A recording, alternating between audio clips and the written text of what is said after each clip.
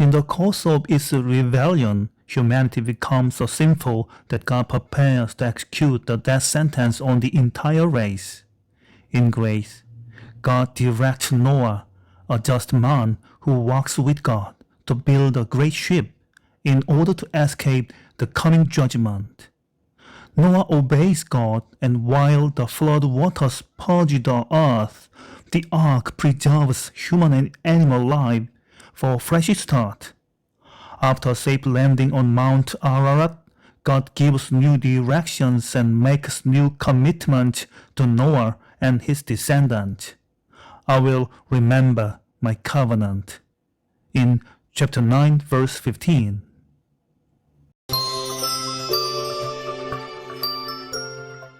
Genesis chapter 6.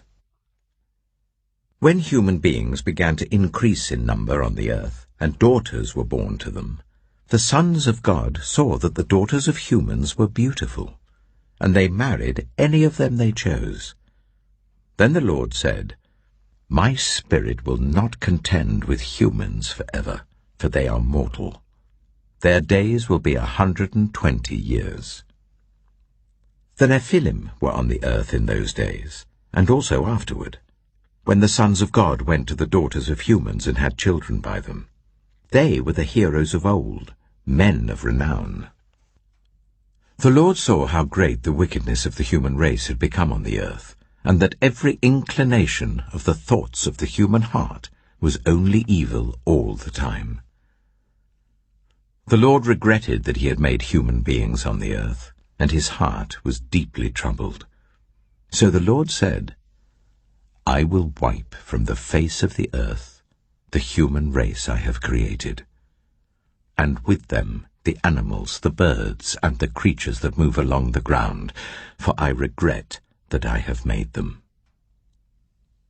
But Noah found favor in the eyes of the Lord. This is the account of Noah and his family. Noah was a righteous man, blameless among the people of his time, and he walked faithfully with God. Noah had 3 sons, Shem, Ham, and Japheth. Now the earth was corrupt in God's sight, and was full of violence. God saw how corrupt the earth had become, for all the people on the earth had corrupted their ways.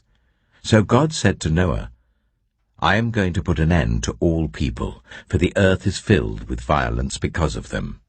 I am surely going to destroy both them and the earth. So make yourself an ark of cypress wood, make rooms in it, and coat it with pitch inside and out. This is how you are to build it. The ark is to be 300 cubits long, 50 cubits wide, and 30 cubits high. Make a roof for it, leaving below the roof an opening 1 cubit high all around. Put a door in the side of the ark, and make lower, middle, and upper decks. I am going to bring flood waters on the earth to destroy all life under the heavens, every creature that has the breath of life in it. Everything on earth will perish. But I will establish my covenant with you, and you will enter the ark, you and your sons and your wife and your sons' wives with you. You are to bring into the ark 2 of all living creatures, male and female, to keep them alive with you, 2 of every kind of bird, of every kind of animal, and of every kind of creature that moves along the ground will come to you to be kept alive. You are to take every kind of food that is to be eaten and store it away as food for you and for them. Noah did everything just as God commanded him. Genesis chapter 7. The Lord then said to Noah, Go into the ark, you and your whole family, because I have found you righteous in this generation. Take with you 7 pairs of every kind of clean animal, a male and its mate, and 1 pair of every kind of unclean animal, a male and its mate, and also 7 pairs of every kind of bird, male and female, to keep their various kinds alive throughout the earth. 7 days from now I will send rain on the earth for 40 days and 40 nights, and I will wipe from the face of the earth every living creature I have made." And Noah did all that the Lord commanded him. Noah was 600 years old when the floodwaters came on the earth. And Noah and his sons and his wife and his sons' wives entered the ark to escape the waters of the flood.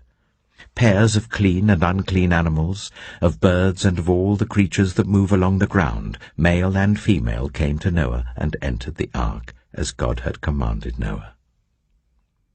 And after the 7 days, the floodwaters came on the earth. In the 600th year of Noah's life, on the 17th day of the 2nd month, on that day, all the springs of the great deep burst forth, and the floodgates of the heavens were opened, and rain fell on the earth 40 days and 40 nights. On that very day, Noah and his sons, Shem, Ham, and Japheth, together with his wife and the wives of his 3 sons, entered the ark. They had with them every wild animal according to its kind, all livestock according to their kinds, every creature that moves along the ground according to its kind, and every bird according to its kind, everything with wings. Pairs of all creatures that have the breath of life in them came to Noah and entered the ark. The animals going in were male and female of every living thing, as God had commanded Noah. Then the Lord shut him in. For 40 days the flood kept coming on the earth. And as the waters increased, they lifted the ark high above the earth. The waters rose and increased greatly on the earth, and the ark floated on the surface of the water. They rose greatly on the earth, and all the high mountains under the entire heavens were covered.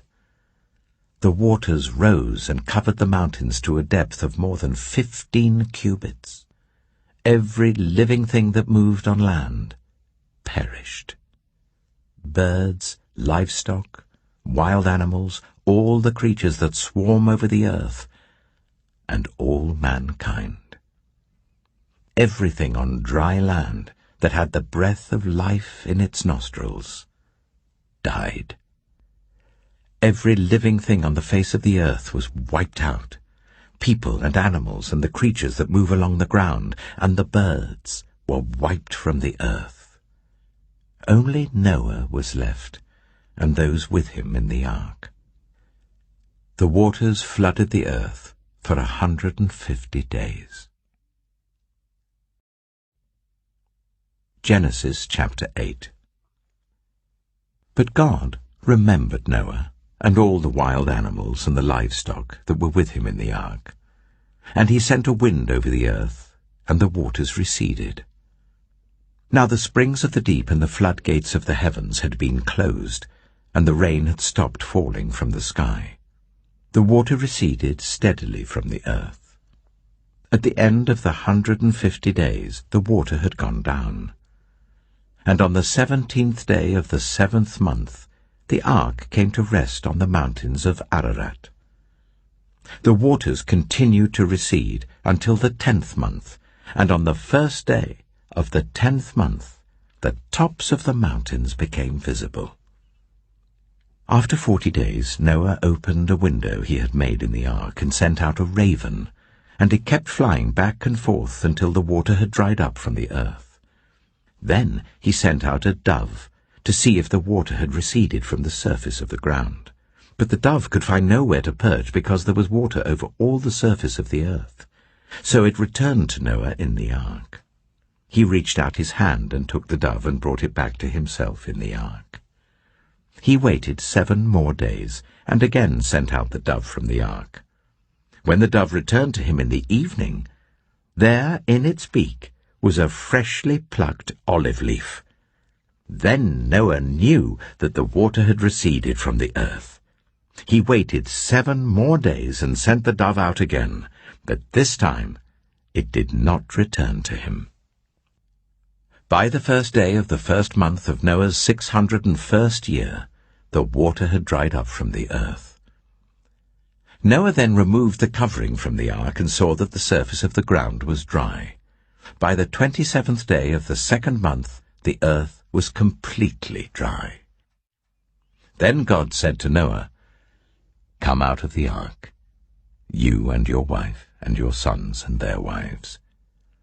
Bring out every kind of living creature that is with you, the birds, the animals, and all the creatures that move along the ground, so they can multiply on the earth and be fruitful and increase in number on it." So Noah came out, together with his sons and his wife and his sons' wives. All the animals and all the creatures that move along the ground and all the birds, everything that moves on land, came out of the ark, one kind after another. Then Noah built an altar to the Lord, and taking some of all the clean animals and clean birds, he sacrificed burnt offerings on it. The Lord smelled the pleasing aroma, and said in his heart, "Never again will I curse the ground because of humans, even though every inclination of the human heart is evil from childhood. And never again will I destroy all living creatures as I have done. As long as the earth endures, seed time and harvest, cold and heat, summer and winter, day and night, will never cease." Genesis chapter 9. Then God blessed Noah and his sons, saying to them, "Be fruitful and increase in number and fill the earth. The fear and dread of you will fall on all the beasts of the earth and on all the birds in the sky, on every creature that moves along the ground and on all the fish in the sea. They are given into your hands. Everything that lives and moves about will be food for you. Just as I gave you the green plants, I now give you everything. But you must not eat meat that has its lifeblood still in it. And for your lifeblood I will surely demand an accounting. I will demand an accounting from every animal, and from each human being too I will demand an accounting for the life of another human being. Whoever sheds human blood by humans, shall their blood be shed. For in the image of God has God made mankind. As for you, be fruitful and increase in number. Multiply on the earth and increase upon it." Then God said to Noah and to his sons with him, "I now establish my covenant with you and with your descendants after you, and with every living creature that was with you, the birds, the livestock, and all the wild animals, all those that came out of the ark with you, every living creature on earth. I establish my covenant with you. Never again will all life be destroyed by the waters of a flood. Never again will there be a flood to destroy the earth." And God said, "This is the sign of the covenant I am making between me and you and every living creature with you, a covenant for all generations to come. I have set my rainbow in the clouds, and it will be the sign of the covenant between me and the earth. Whenever I bring clouds over the earth and the rainbow appears in the clouds, I will remember my covenant between me and you and all living creatures of every kind. Never again will the waters become a flood to destroy all life. Whenever the rainbow appears in the clouds, I will see it and remember the everlasting covenant between God and all living creatures of every kind on the earth." So God said to Noah, "This is the sign of the covenant I have established between me and all life on the earth." The sons of Noah who came out of the ark were Shem, Ham, and Japheth. Ham was the father of Canaan. These were the 3 sons of Noah, and from them came the people who were scattered over the whole earth. Noah, a man of the soil, proceeded to plant a vineyard. When he drank some of its wine, he became drunk, and lay uncovered in his tent. Ham, the father of Canaan, saw his father naked and told his 2 brothers outside. But Shem and Japheth took a garment and laid it across their shoulders. Then they walked in backward and covered their father's naked body. Their faces were turned the other way, so that they would not see their father naked. When Noah awoke from his wine and found out what his youngest son had done to him, he said, "Cursed be Canaan. The lowest of slaves will he be to his brothers." He also said, "Praise be to the Lord, the God of Shem. May Canaan be the slave of Shem. May God extend Japheth's territory. May Japheth live in the tents of Shem, and may Canaan be the slave of Japheth." After the flood, Noah lived 350 years.